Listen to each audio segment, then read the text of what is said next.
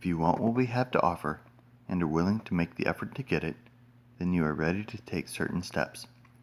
These are the principles that made our recovery possible.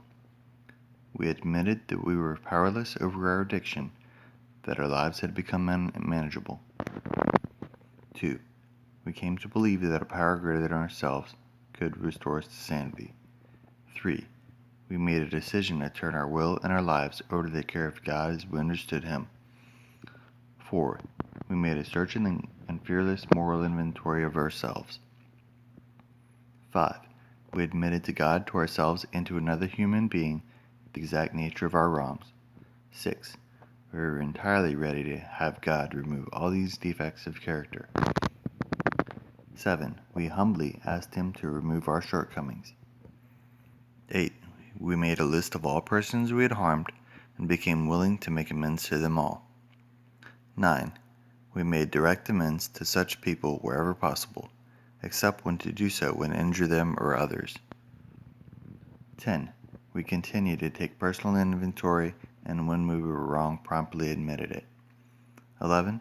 We sought through prayer and meditation to improve our conscious contact with God as we understood Him, praying only for knowledge of His will for us and the power to carry that out. 12. Having had a spiritual awakening as a result of these steps, we tried to carry this message to addicts and to practice these principles in all our affairs. This sounds like a big order, and we can't do it all at once. We didn't become addicted in one day, so remember, easy does it. There is one thing more than anything else that will defeat us in our recovery. This is an attitude of indifference or intolerance towards spiritual principles. 3 of these that are indispensable are honesty, open-mindedness, and willingness. With these, we are well on our way. We feel that our approach to the disease of addiction is completely realistic, for the therapeutic value of one addict helping another is without parallel.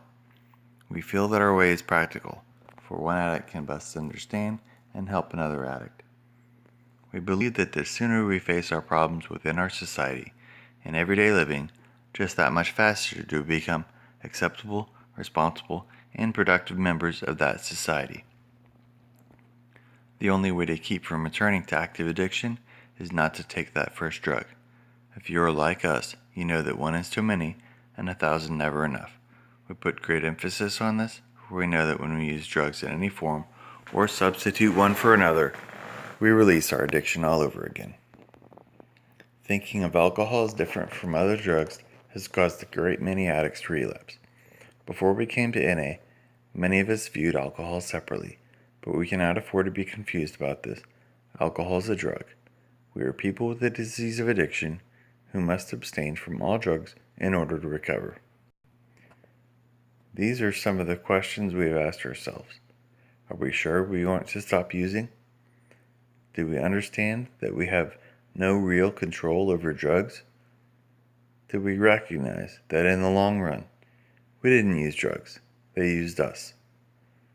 Did jails and institutions take over the management of our lives at different times? Do we fully accept the fact that our every attempt to stop using or to control using failed? Do we know that our addiction changed us into someone we didn't want to be? Dishonest, deceitful, self-willed people at odds with ourselves and our fellow man? Do we really believe that we have failed as drug users? When we were using, reality became so painful that oblivion was preferable. We tried to keep other people from knowing about our pain. We isolated ourselves and lived in prisons that we built with loneliness. Through this desperation, we sought help in Narcotics Anonymous. We come to NA. We are physically, mentally, and spiritually bankrupt. We have hurt so long that we are willing to go to any length to stay clean. Our only hope is to live by the example of those who have faced our dilemma and who have found a way out. Regardless of who we are, where we came from, or what we have done, we are accepted in NA. Our addiction gives us a common ground for understanding one another. As a result of attending a few meetings, we begin to feel like we finally belong somewhere. It is in these meetings that we are introduced to the 12 steps to Narcotics Anonymous. We learn to work the steps in the order that they are written and use them on a daily basis. The steps are our solution. They are our survival kit. They are our defense against addiction, which is a deadly disease. Our steps are the principles that make our recovery possible. Step 1. We admitted that we were powerless over our addiction, that our lives had become unmanageable.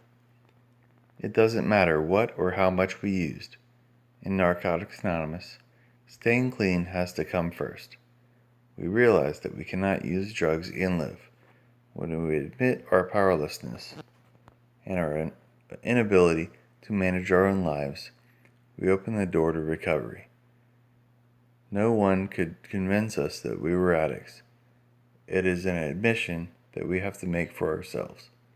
When some of us have doubts, we ask ourselves this question: can I control my use of any form of mind or mood-altering chemicals?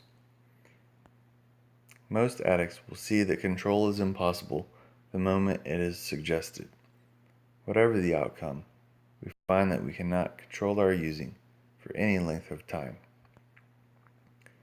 This would clearly suggest that an addict has no control over drugs.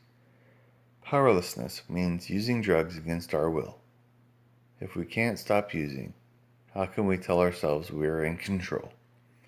The inability to stop using, even with the greatest willpower and the most sincere desire, is what we mean when we say we have absolutely no choice. However, we do have a choice after we stop trying to justify our using. We didn't stumble into this fellowship brimming with love, honesty, open-mindedness, or willingness. We reached a point where we could no longer continue using because of physical, mental, and spiritual pain. When we were beaten, we became willing. Our inability to control our usage of drugs is a symptom of the disease of addiction. We are powerless not only over drugs, but over our addiction as well. We need to admit this fact in order to recover. Addiction is a physical, mental, and spiritual disease that affects every area of our lives. The physical aspect of our disease is the compulsive use of drugs, the inability to stop using once we have started. The mental aspect of our disease is the obsession, or overpowering desire to use, even when we are destroying our lives. The spiritual part of our disease is our total self-centeredness. We felt that we could stop whenever we wanted to, despite all evidence to the contrary. Denial, substitution, rationalization, justification, distrust of others, guilt, embarrassment, dereliction, degradation, isolation, and loss of control are all results of our disease. Our disease is progressive, incurable, and fatal. Most of us are relieved to find out we have a disease instead of a moral deficiency. We are not responsible for our disease, but we are responsible for our recovery. Most of us tried to stop using on our own, but we were unable to live with or without drugs. Eventually, we realized that we were powerless over our addiction. Many of us tried to stop using on sheer willpower. This action was a temporary solution. We saw that willpower alone would not work for any length of time. We tried countless other remedies: psychiatrists, hospitals, recovery houses, lovers, new towns, new jobs. Everything we had tried failed. We began to see that we had rationalized the most outrageous sort of nonsense to justify the mess that we made of our lives with drugs. Until we let go of our reservations, No matter what they are, the foundation of our recovery is in danger. Reservations rob us all of the benefits that this program has to offer. In ridding ourselves of all reservations, we surrender. Then and only then can we be helped to recover from the disease of addiction. Now the question is, if we are powerless, how can Narcotics Anonymous help? We begin by asking for help. The foundation of our program is the admission that we, of ourselves, do not have power over our addiction. When we can accept this fact, we have completed the first part of step 1. A second admission must be made before our foundation is complete. If we stop here, we will know only half the truth. We are great ones for manipulating the truth. We say on one hand, yes, I am powerless over my addiction, and on the other hand, when I get my life together, I can handle drugs. Such thoughts and actions led us back to active addiction. It never occurred to us to ask, if we can't control our addiction, how can we control our lives?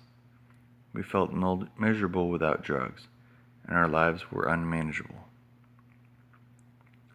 Unemployability, dereliction, and destruction are easily seen as characteristics of an unmanageable life.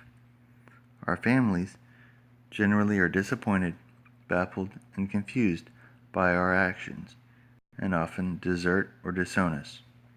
Becoming unemployed,